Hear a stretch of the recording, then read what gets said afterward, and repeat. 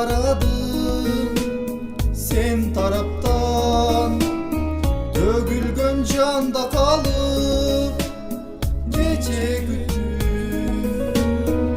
Oşol jol meni жалгыз al barattan, bir kezgi tağdırыбыз ile köbüzdü.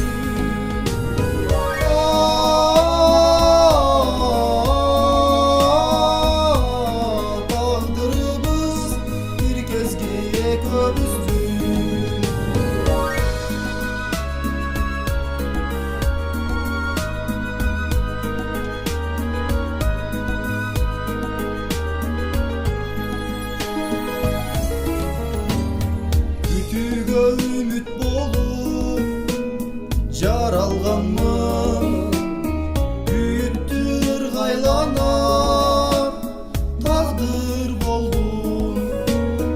Экөөбүз жашаңына бөлөмөкпүз,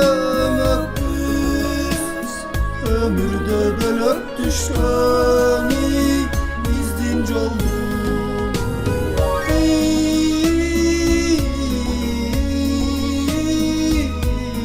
Bölök düşkün ömürde bizdin joldu.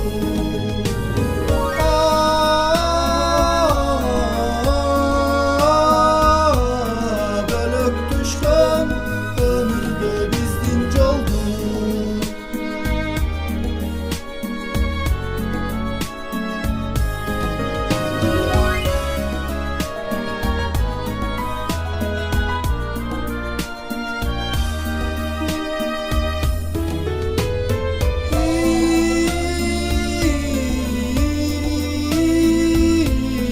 Bölök düşkün ömürde bizdin joldu.